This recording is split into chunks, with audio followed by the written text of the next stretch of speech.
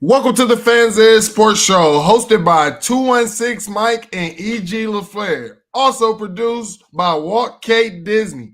This is a sports show with a college football focus that allows you, the fans, to make the discussions and create the topics. So what we need y'all to do is subscribe to all our social media platforms. We're on Facebook, Instagram, Twitter, YouTube, you name it. And we stream live every Sunday night. And the show will be available on your favorite podcast platform on Monday morning. Let's get right to it. What's good? Let's go. What a chilling. Hey, we definitely in bowling season, so I'm really looking forward to it. Some of these conference games we got, not conference game, but bowl games we got coming up. Yeah. Oh yeah, man. It's just you think the season is over. You like, dang man, and football is coming to an end. But especially for college football fans who like me, who like college football more than NFL, you're thinking that it's coming to an end, but man, you got these bowl games, and it's something to look forward to. Now you're kind of, just rooting for all different types of teams normally during bowl season, or you're not really rooting for a team, but you just want to see some good football, honestly. That's it. Oh, yeah. These not the best bowls right now, but hey, at least we get some football. Yeah, it'll keep growing and building, but right. Some of these teams, we also have to keep in perspective of bowl season that some of these teams you can't go off of the analytics because a lot of their players might have declared for the draft and will not be playing in these bowl games either. So, yep. Hey, Drizzy Dez, welcome to the show. You not late, you right on time. Let's go. So let's get right into it. Some business first. We want to give a shout out to Mike Leach family and the Mississippi State. He was taken to the hospital for some undisclosed reason. He had a personal health issue at home earlier today, and the decision led to transfer to coach to the University of Mississippi Medical Center in Jackson by ambulance.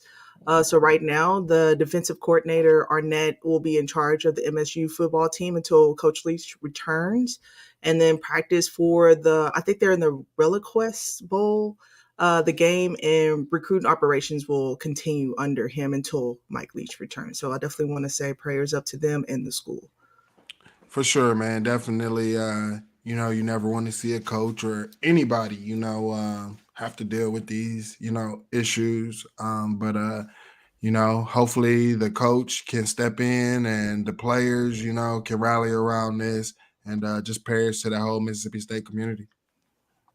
Yeah, bounce back, Mike Leach. Bounce back. When I first saw it, I was hoping it wasn't like an Urban Meyer situation, but so I'm guessing something really happened to him. So prayers up for him. What are you talking about? EG throwing shots early, bro. This is crazy, this man literally had an operation on his head that we're talking about. I did.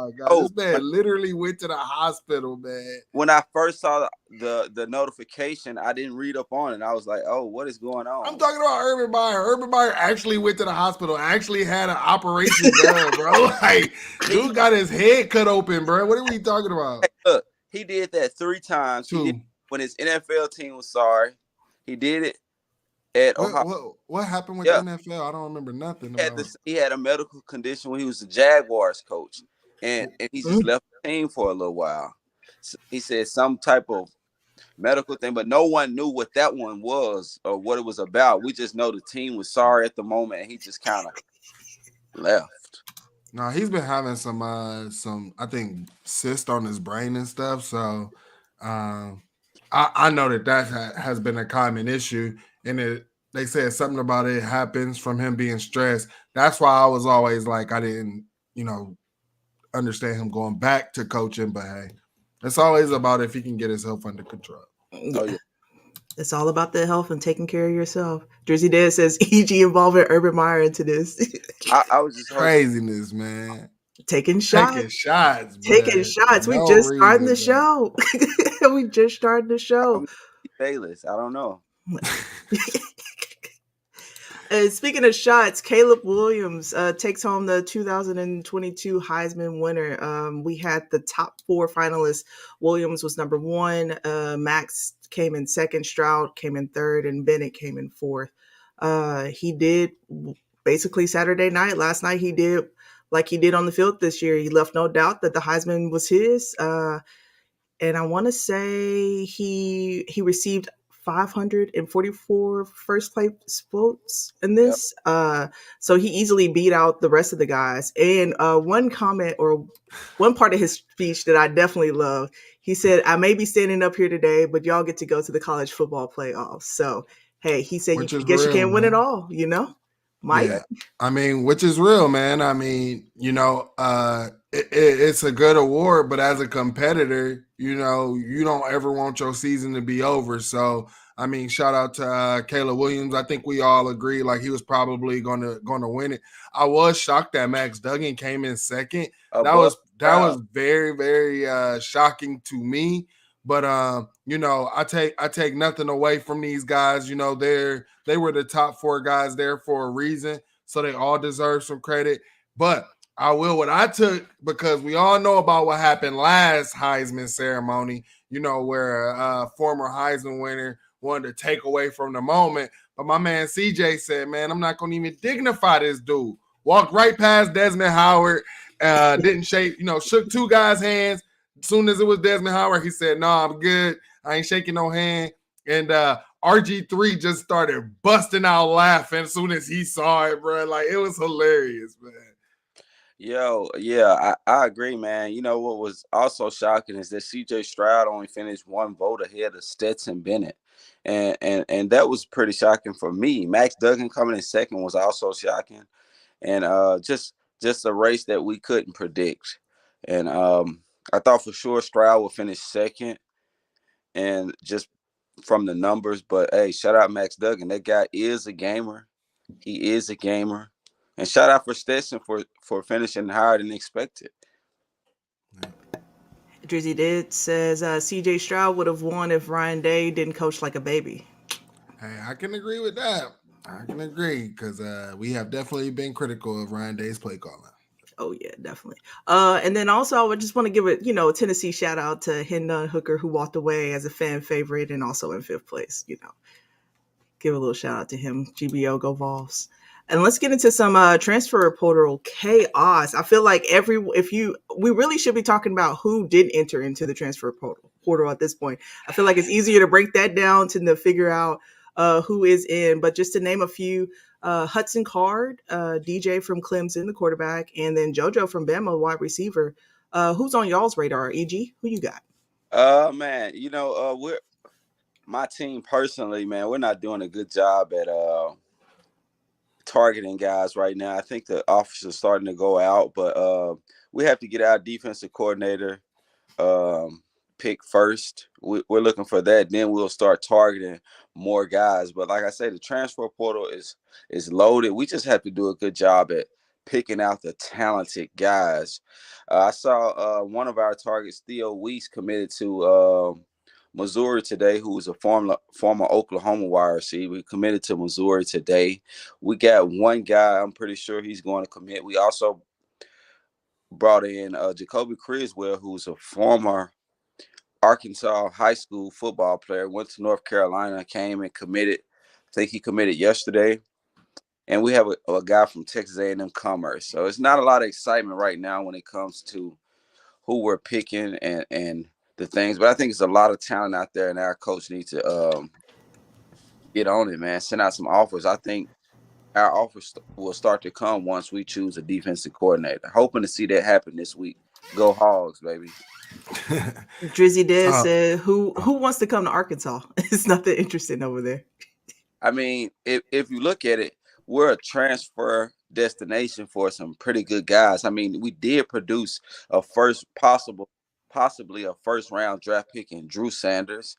We also had Jaden Hazelwood declare for the draft, who came from Oklahoma last season. We had Matt Landers, who had 700 yards after not having that at Georgia and Toledo. I mean, you can say what you want, but guys come to our school and they can play immediately. I think that's a good thing about it. Like, they can come to our school and be the most talented guy, be the guy that gets the focus, be the guy that makes some moves. So you can crack the jokes, but the guys come to our team and really produce. They really get the shine that we promote for them. So, And like you said, they get to come to Arkansas and actually play. uh, Mike, Mike, what's your thoughts on it?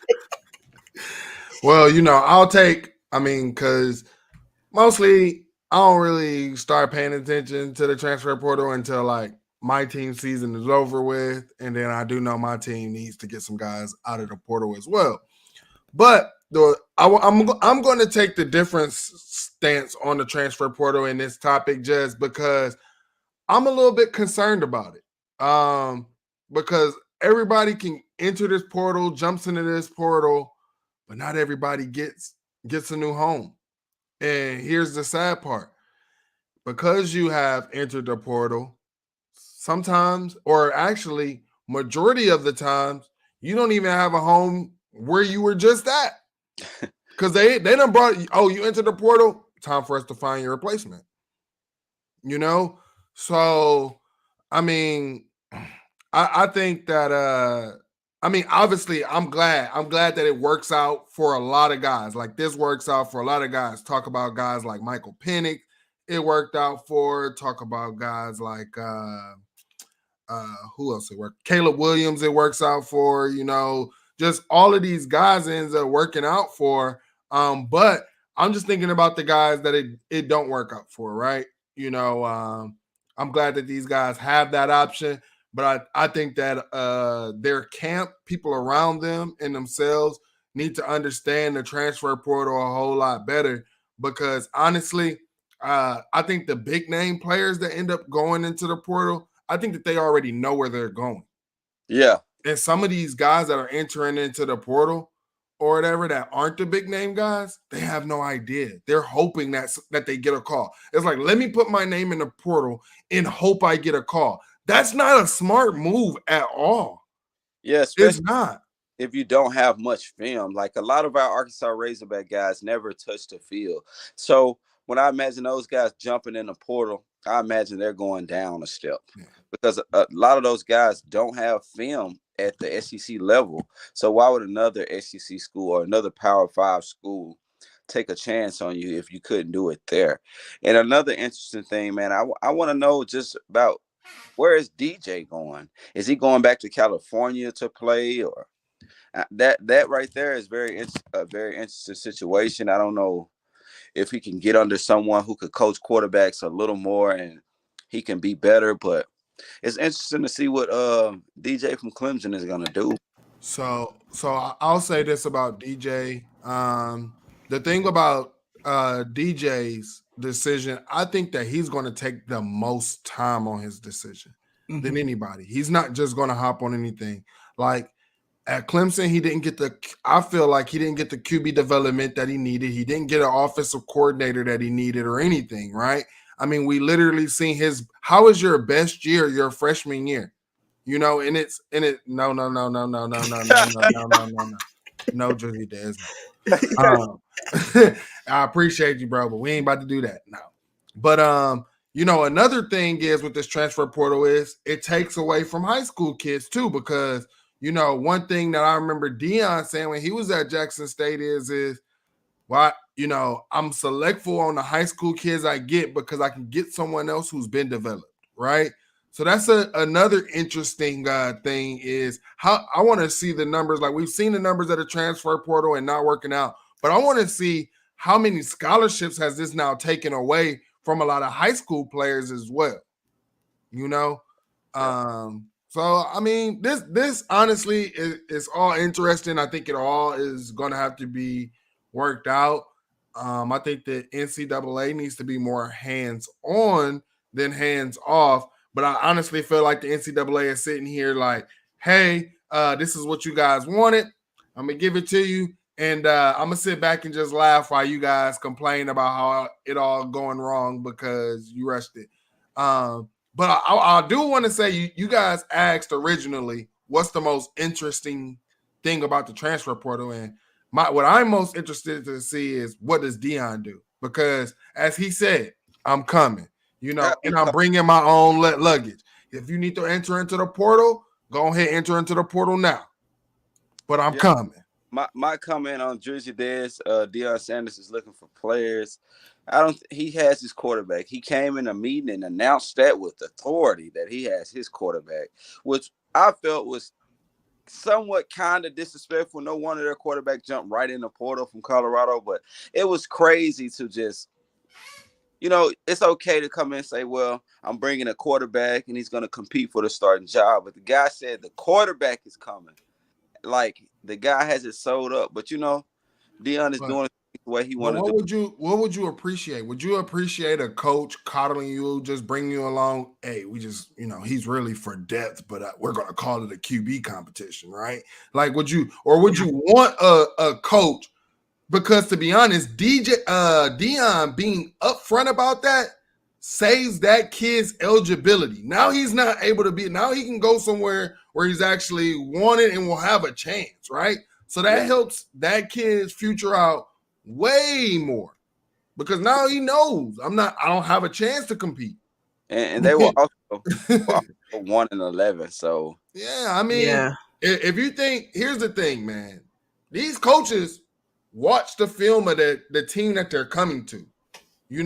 They might watch a couple games in the film. We like, oh man, the games be 3 hours.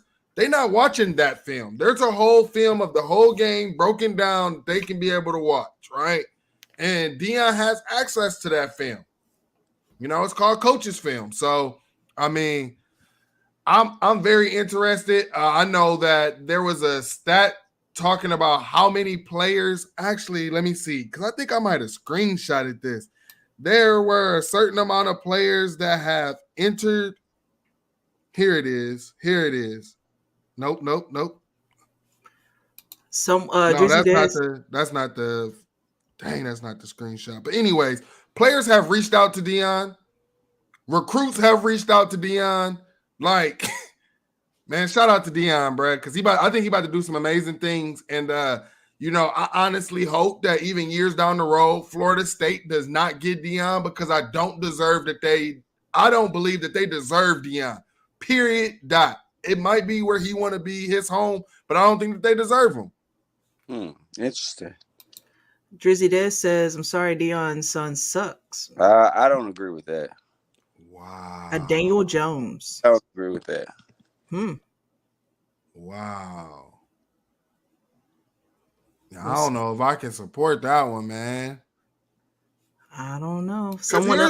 Here's the thing, like, Deion had coaches, like actual good coaches on his staff and things like that. But now he's going to be able to go where his coaches can get paid. Like, not only are we talking about Deion being able to recruit players, because what people don't know is Deion was having to pay his coaching staff out of his pocket.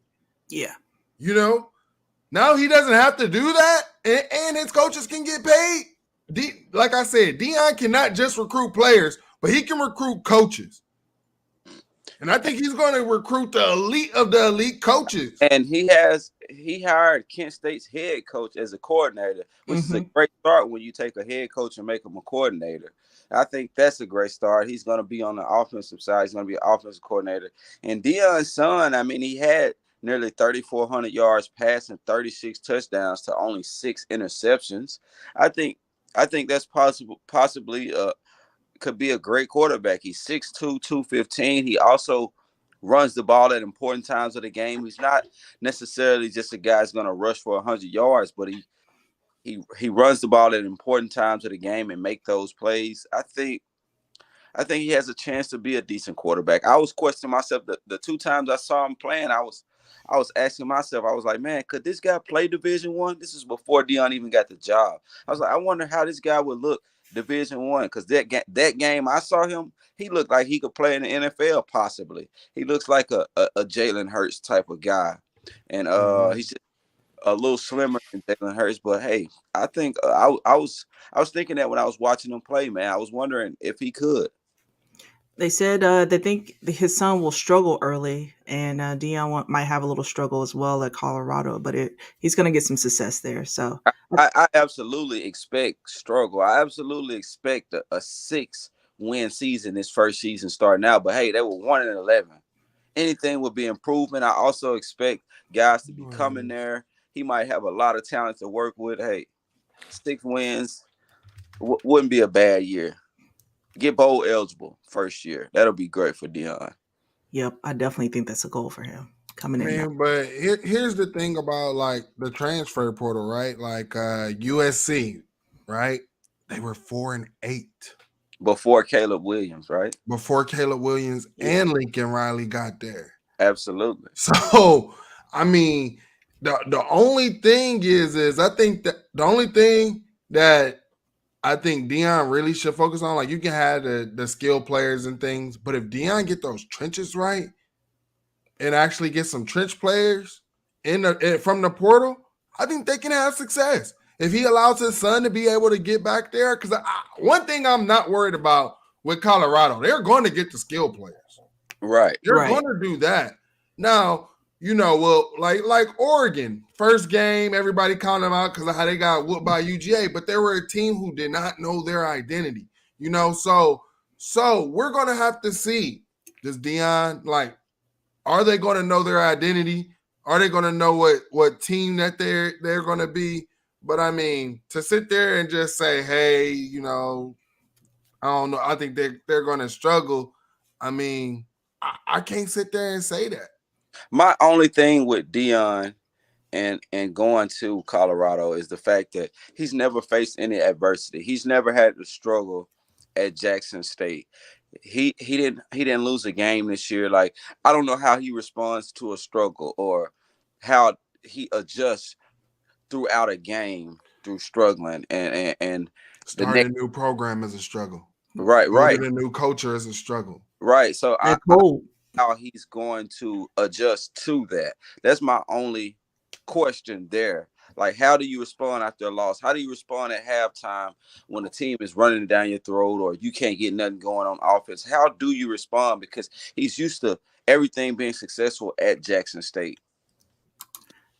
They did say that he's struggled recruiting. He has yet to show that he can recruit the offensive linemen.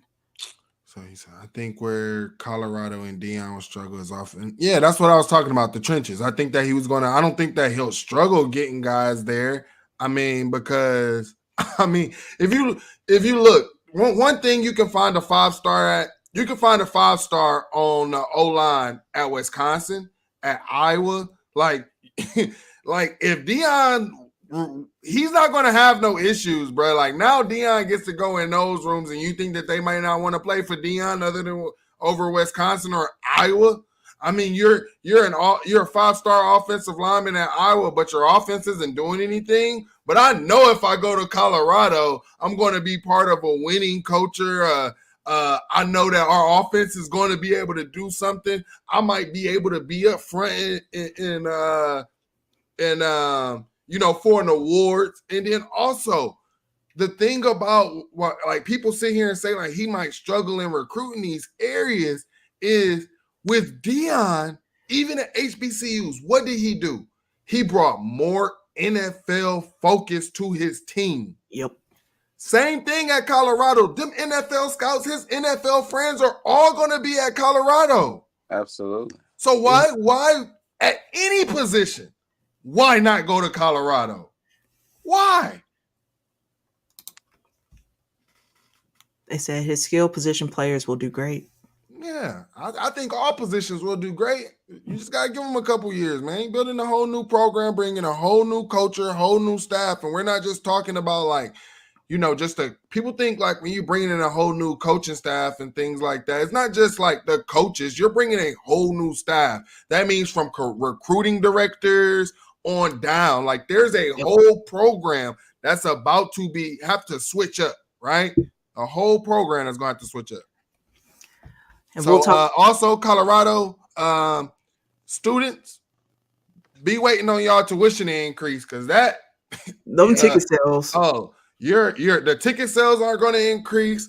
Your room and board is going to increase. Your tuition is going to be out the ass.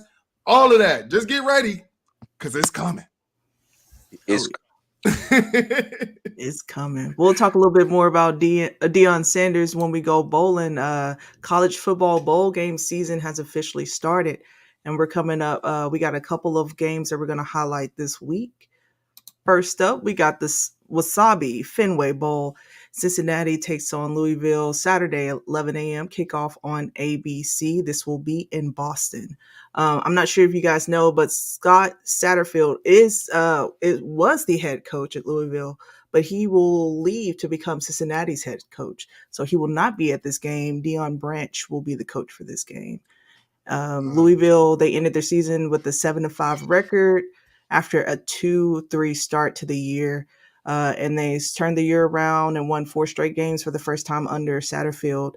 And we got a couple of players who will sit out during this game. We got tight end Josh Weil opted out for this bowl and will prepare on focusing for the draft. So, and then we got a couple of Cincinnati teammates who has entered into the transfer portal. So, for this game, I think at first I was going to go with Cincinnati, but usually when I match up with Mike, we end up losing. So I'm gonna have to go with Louisville on this game, on this one. EG, who you got for this?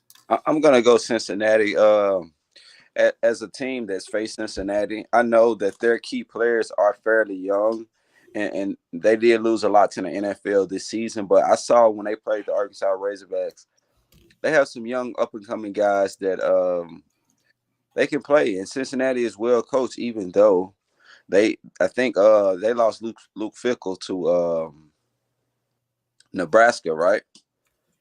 Yes. I'm still counting on them to win this game. I think it's a more physical team than anyone knows, especially more physical than Louisville. Oh yeah, definitely. Mike, who you got for this game? Man, yeah, I want to go with Cincinnati, but I'm going to go with Cincinnati. I think it's crazy. I thought Luke Fickell was going to still coach this Cincinnati game, but apparently he's not. Apparently he's going to be on the sidelines for Wisconsin in their bowl game. I thought that was kind of crazy. Yeah. But I mean, the thing is Cincinnati has their culture. They know what they are. They know what they have been. I mean, Satterfield, I think that was a bigger blow for Louisville. I think Louisville also has a lot of guys in the portal as well. Yeah. And I think Cincinnati can ride this high because they actually have something to look for. They're still working towards something because they're going to be in the Big 12. They're going to be in the Big 12 next year. So they have something to work for. I think they'll be fine.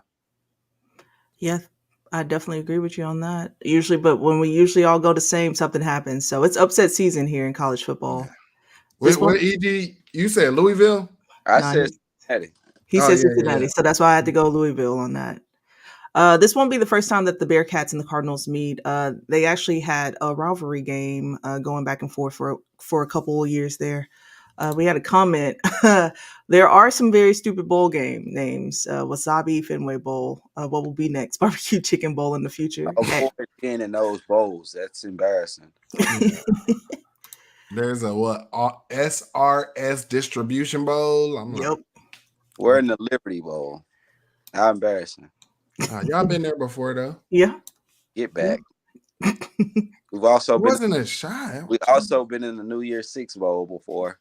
Oh, y'all took an L in that one. Yeah. I remember that. Yeah. Woo. We counting shots today. Yeah. No point to put y'all in there. Like y'all gonna take an L against Georgia, but hey. It won't be against your team. That's all I know. And speaking of Jackson State, they will face North Carolina Central in the Cricket Celebration Bowl this Saturday, 11 a.m. kickoff on ABC. This will be Coach Prime's last game. He did announce that he will return to this bowl to settle some unfinished business. I think they lost the last time 31-10 to South Carolina State in the 2021 Celebration Bowl. And North Carolina Central will try to play and spoil all that fun, and we'll see what happens. North Carolina Central QB Richard, he is pretty good, and he was the Mid East Atlantic Conference offensive player of the year. So we will hopefully see him, and he will play in this bowl. And I'm definitely going to have to go with Deion Sanders and Jackson State in this bowl. Like I said, he's coming back with a vengeance, and I know he's getting a lot of flack for leaving Jackson State. So I know he want to at least leave him with the dub. So.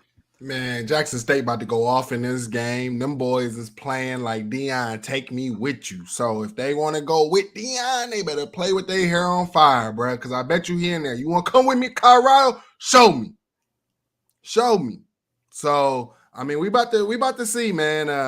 I'm excited for them. This is an undefeated team. I think North Carolina Central only took 2 L's this season as well. So I mean, I'm expecting this to be a good game. But I think that Jackson State definitely pulls out with this at the like second half. Well, I'm going with easily the most talented team in that conference. Sweat. I'm going with Deion Sanders and Jackson State, man. They're easily the most talented team. I don't think it's another 5-star on the field when you're watching those games. I think it's only one out there. And I'm going with Deion, man. The guys he brought to Jackson State, man, I expect him to do the things he did. And it's very impressive that he went undefeated.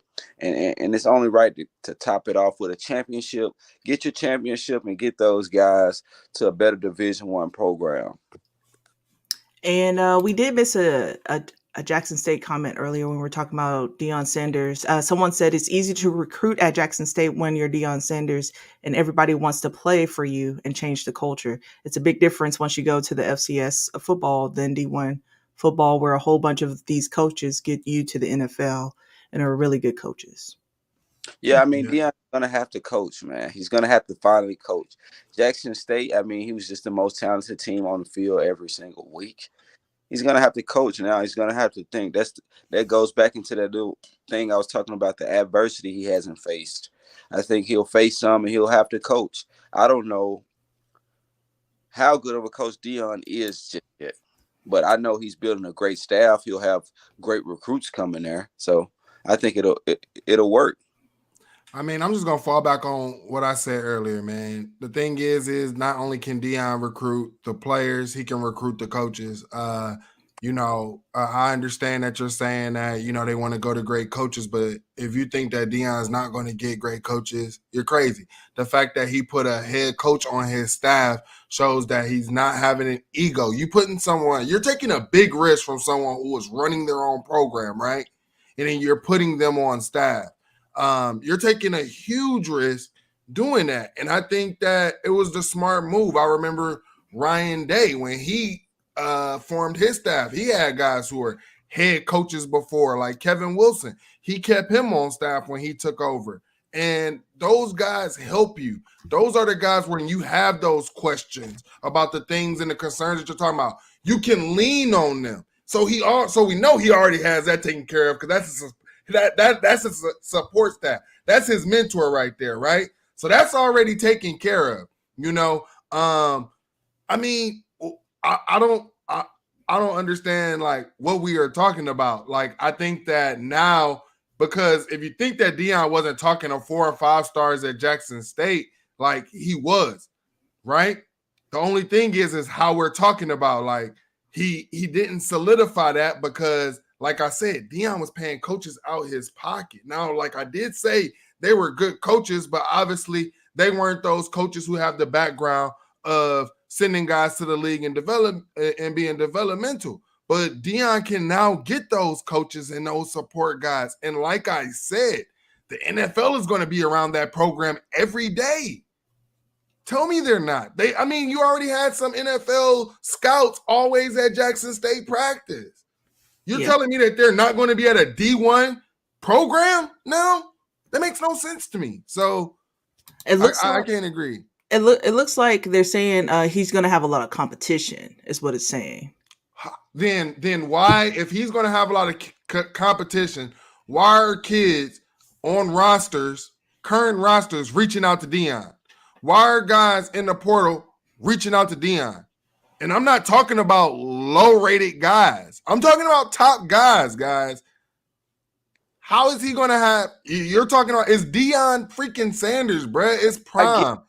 We acting like his name don't hold weight. I get this Facebook user's comment. So what I think he's more hinting at is the fact that they come from these big time programs and they're transferring there. What makes them think they'll get in a better position? They'll be better developed at Colorado, which is a new program, than where they were originally. So that's it. I mean, that's a great point because he said something about getting them where they're supposed to be. But that's like, all right, so we're saying that Deion cannot surround himself with great coaching staff then. Developmental guys to get guys ready for the NFL. That's basically what we're saying. And I'm sitting here saying that the thing about Deion is he can recruit coaches. Yeah. Coaches. Yeah. The coaches that I'm talking about Deion has relationships with are NFL coaches, NFL guys. I think he's going to shock a lot of people, man. And here's the thing. Colorado's the perfect place. Let me tell you why. USC and UCLA are leaving the Pac-12. The three teams that he's going to be fighting with is Oregon, Washington, Oregon State. Nope, not even them. UCLA? Utah. No, UCLA. The Big Ten. Oh yeah, they go to the Big Ten. So he's going to have Oregon, Washington, and Utah. I'm trying to think of another team, but Oregon State, he's going to blow them right past because he can literally take their whole roster if he wanted to. Let's be honest. I don't know. I think those players that Washington was getting, he can get them. Those players that Utah was getting, like Clark Phillips, he can get them. Tell me he can't. Looks like he would never be top 20 at Colorado. But think can make Colorado better. It says, this is Q, by the way. This is who this is. Q. Okay, Q. What's up, Q? We gonna see, man. We gonna see, Q. I don't know, man. We're gonna have to disagree. We're gonna have to agree to disagree on this, man. I think he's gonna be a really good coach, and I think that this is not his last destination because I think that he's going to transcend that program so well. I mean, let's say even if he gets them to being fourth or third in the Pac-12 or whatever, someone's going to be like, damn, he did that at Colorado. Mm-hmm. Imagine what he could do. So at somewhere else, at a more prestigious program, like maybe at Penn State. Yeah, James Franklin, he might be on the chopping block. I think Penn State was pretty impressive. I don't think so, but shoot. Penn State with Deion, I'd be scared. I ain't gonna even lie, man. I ain't gonna even lie. Deion in the Big Ten? Hey, man, I don't want no other big time coaches in the Big Ten, bro. We got Matt Rule, Luke Fickell, you got Ryan Day, you got now Lincoln Riley about to come in that mug, Chip Kelly, bro. Oh, Deion Sanders to the Bucks. we had this discussion in the spaces one time. Buckeyes, Drizzy Dez. Everyone can't go there. No, we can hear him. EG, you still there? Yeah. Oh yeah, yeah, we can hear you. Everyone can't go to the Buckeyes. God damn. All right, let's get back into some bowl games. Also for that the Cricket Celebration Bowl, that will be the first sellout bowl game for them since they started it. So congrats to them. Man. Moving on to the SRS Distribution Las Vegas Bowl, talking about names. Florida will take on Oregon State Saturday at 1:30 kickoff on ESPN. Anthony Richardson has declared for the NFL draft. So the backup quarterback, Jack Miller, will start, and he has been injured. So Jalen, what was the other quarterback? Jalen? I'm not sure. Honestly, the way I feel about it is Jack Miller probably would have been the backup if he was healthy. Might have actually took Anthony Richardson's job if he was healthy. I feel like now Florida has a quarterback, actually. They've been having a running back playing quarterback all season. This is one of them instances where I'll take her out of Urban when he talked about Braxton Miller when he first got to Ohio State. We had an athlete playing quarterback. And I was honestly shocked that Anthony Richardson declared for the draft because I felt like he could have used some more development and maybe somewhere else other than Florida. But I'm going to go with Oregon State because, you know, when you have a team like Florida and you got guys like Anthony Richardson sitting out, he's not going to probably be the only person that sits out in this bowl game. Probably any of their big-time players might be sitting out. So I'm going to have to go with Oregon State because I know the players that they have on their team still got something to fight for. If Florida has any type of decent quarterback, they're a really good team. Yeah, they got the skill guys. They just need someone to be accurate. I mean, I don't understand. Dude is 10 yards wide open in front of you and you throw the ball in the stands. That makes no sense to me. Hey, very shocking that Anthony Richardson didn't come back for an extra year of development. Some guys stick their neck out there and take a gamble. My thing is, I just don't see anyone in the NFL right now that he can come in there and take spot. What team could he start for right now? Every quarterback that's starting in the NFL right now, I think Buccaneers. No, I'm just playing. Anthony Richardson. But in this game, I'm going to go with Oregon State because this team has been fighting with good teams all year long. They have proven they have a defense against Oregon. I watched them guys defeat Oregon. They showed up and showed out. That's a great victory for those guys. I think Oregon State wins this game. If Florida lose, we already know their excuse. I don't want to hear that. Oh, man. They definitely one of them excuse schools. Definitely. They up there. Them in Miami. Damn. Ooh. Man, I heard the big three was like Shamadan, Florida State, and American Heritage or something like that. That's what I heard the big three was. That's what like Plies said, bro. Plies came out and said that. He said that Florida and Miami ain't even part of the big three no more, man. That killed me, bro. I was dying. Well, if the Beavers win the Las Vegas Bowl, it will give them their 10-win season for their third 10-win season. So hopefully Oregon State goes for this one. I'm rooting for them as well. And I want to say right now, one Florida site says that their projected roster for this bowl game has only 61 players. But this was a couple of days ago. So, yeah, it's going to be a very, very interesting game. Dang, man. They're going to do G5 Billy like that, man? Yep. Billy Napier. Hey, you know, so crazy. I thought he was blocking guys on Twitter left and right this past week. He was blocking guys that we were in the spaces with, like, and the guys were like, dang, I didn't even tweet his name or tweet at him. Anybody that's talking about Florida, hey, he's feeling some type of way. He's blocking guys. Bro, the fan base been coming at this man before he even had one game, bro. Like, he had to put out an apology letter or something. Or a letter to the fans or something like that or whatever, like before the season even kicked off because of recruitment. And it's crazy because I think that they're about to get a former Ohio State running back come in and Mark Fletcher. And here's the thing, Florida, man, you guys always have good skill players. You do. Always. It's just whether you guys pick the right coach. The thing with Dan Mullen is I felt like he picked and choose who he wanted to develop as a quarterback, and he was arrogant. I think Billy Napier, and I think what a lot of people are having to get their heads wrapped around because everybody wants to say, I mean, because here's the thing, for years, the standard has been Bama, right? Everybody wants to get there. You see a Nick Saban, he's coaching the team hard, yelling, cursing, and now what you're starting to do with this culture shift of players, you got what they call players coaches, right? And nobody really wants that. No one wants to see that. But I think that, you know, Billy Napier just needs to be given a chance, man. And I think that if the fan base actually rallies around that, because I promise you, I just seen it today, just read it. A recruit talking about the fans and all the crap that they said. His words were, I'm not going to say his name because I respect him too much. But he said, y'all talk about every coach, every player, every recruit, and y'all think we don't see this?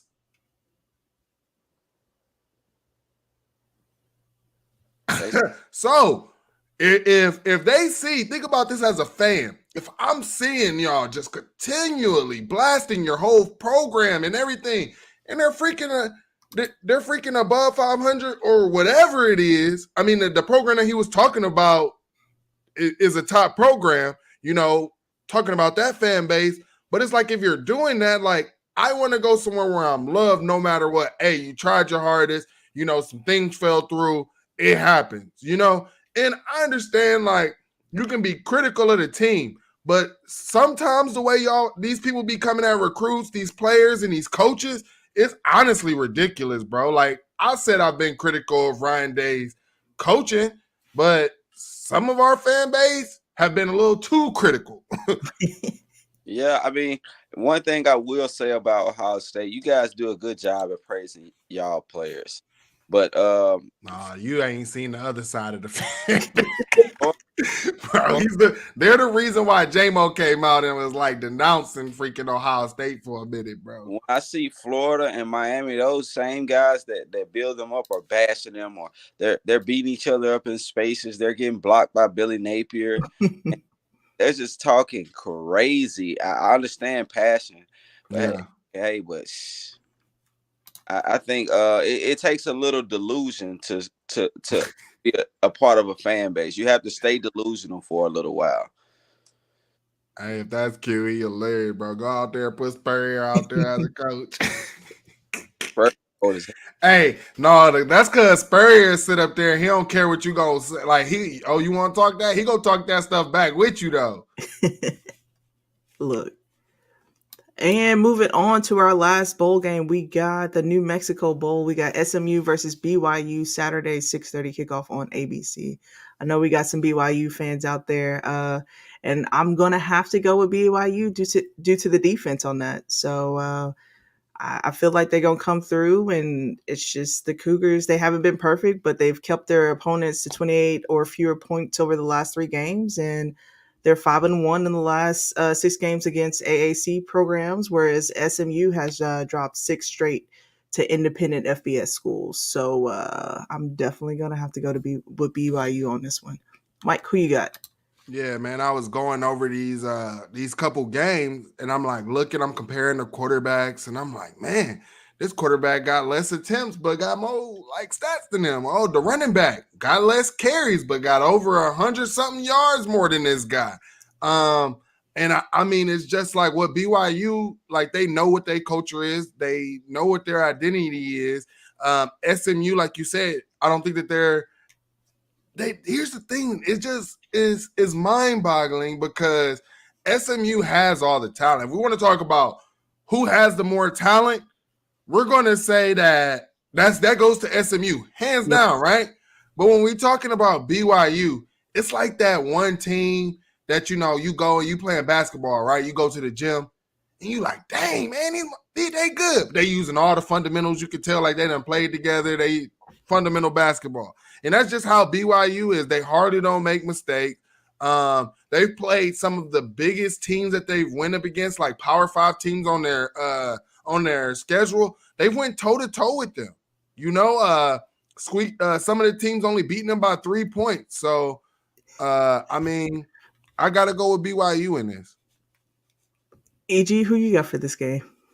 I got BYU as well, man. When you check BYU resume, man, they played against Power 5 schools toe-to-toe. I think they're battle-tested.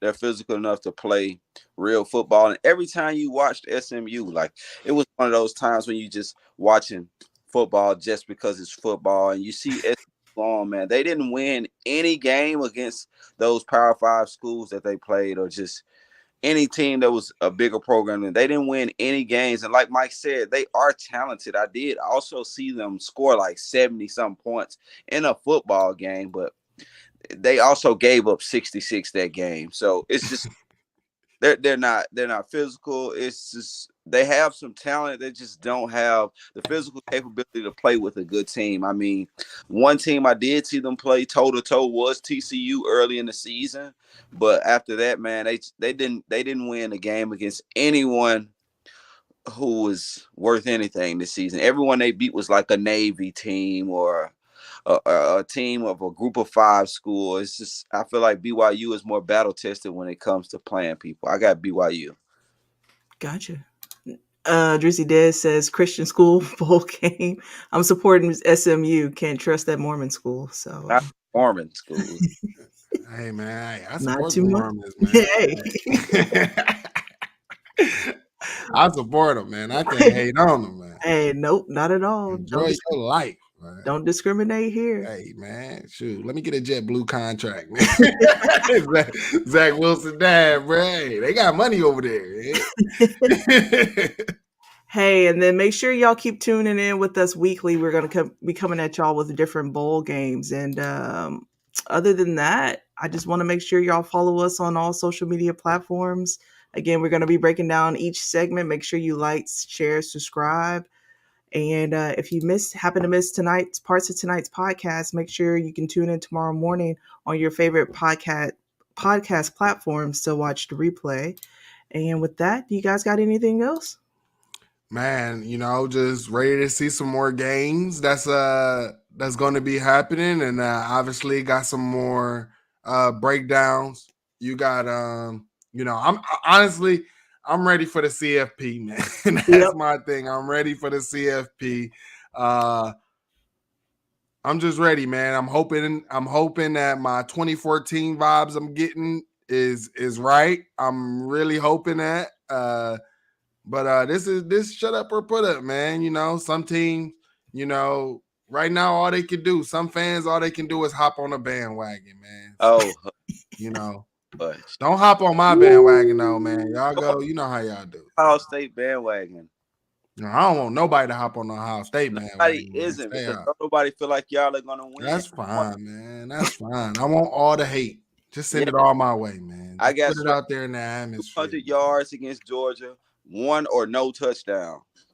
Wow. I got that. This nigga said, book it. This man said, you said, say that. I need you to repeat that for the people. I said Stroud against Georgia, less than 200 yards passing, 1 or less touchdowns. Oh, you just talking about he might score 1 or less touchdowns? Him, Stroud. Oh, well then that means, so what you telling me is Mine Williams about to go off then? Hey man, good luck trying to run the ball. They built. Hey, Jen, shout out. Yeah, nobody expected 2014. Nobody. That's what I'm saying. That's a dangerous thing. And then my man got snubbed on the Heisman, man. I remember the last time he got snubbed on the Heisman. But I remember. 14, man. Yeah, the quarterback situation was iffy, but Zeke was on another level. Yeah. Yeah.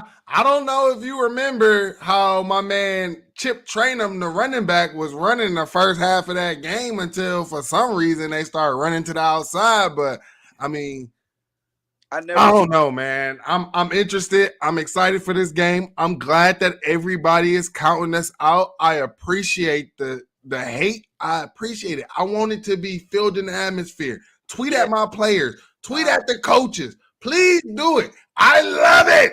Yes, sir. I need Kirby Smart to say something and give my team some motivation like Dabo did. Hey, Q got 42-27. Wow. That can't be Q. That can't be Q saying that. Is that Q saying that? Was that you, Q? That can't be Q saying that. Hey, Derek said all the smoke. Shout out. Thank you for watching. Shout out there. We appreciate y'all. Yes. Hey, man, and I appreciate what everybody rocking with us this season, man. We definitely appreciate you all. That Q said, yep. Yep, that was him. I know which Q this is. I know exactly which Q this is. I'm thinking that this was Flynet Q. I know which Q this is, yeah.